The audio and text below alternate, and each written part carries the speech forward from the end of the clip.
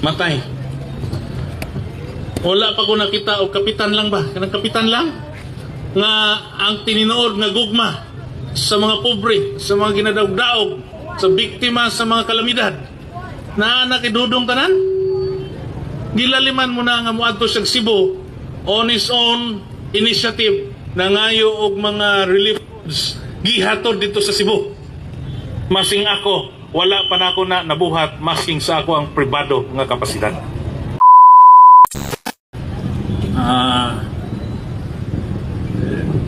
Kinigibuhat karon dili about sa ako ha.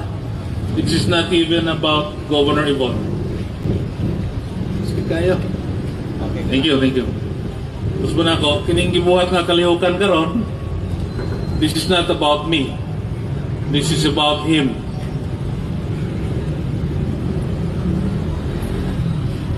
Sa kadaghang kasakit sa akong kinabuhi,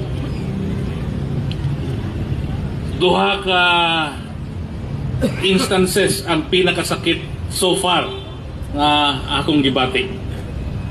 Primero, ang kalit nga pagkawala sa akong amahan nga si Governor Dodo Cagas nga hangtod karon ang akong kalamnan, akong sulod sa akong sulod nagahilak gihapon. Ikaduha, ang kalit gihapon nga kamatayon ni Dudong. Hangtod karon nagkurog-kurog lang gihapon akong lawas. In a short span of time, for more than a year,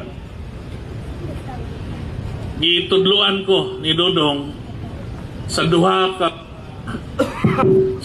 ka mga pinaka-importanting binhi or virtue sa atong kinabuhi. First, forgiveness. Natudluan ko ni Dudong nga mas maayo nga doon na tay abilidad sa pagpasay. Thank you.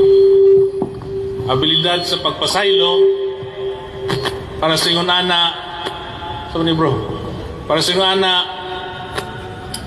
wala tay aligot kasing-kasing.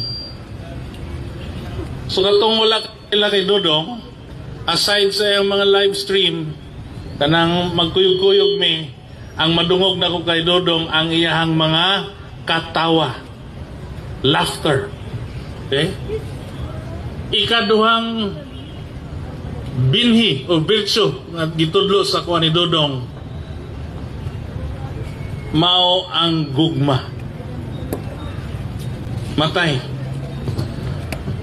Wala pa ko nakita o kapitan lang ba? Kanang kapitan lang nga ang tininood nga gugma sa mga pobre, sa mga ginadaog-daog, sa biktima sa mga kalamidad. Na nakidudong tanan?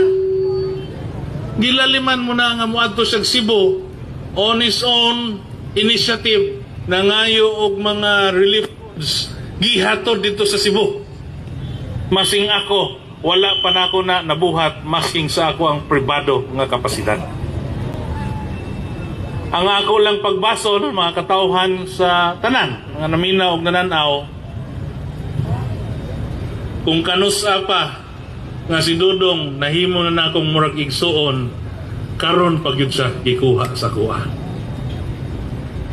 So naami diri sa akong asawa mag-express og suporta nga unta si Dudong og ang tibuok pamilyang Bukol matagaan na unta og gustisya sa mubong panahon. Di na nato dugayon pa kini. Maayong gabi kanatong tanan.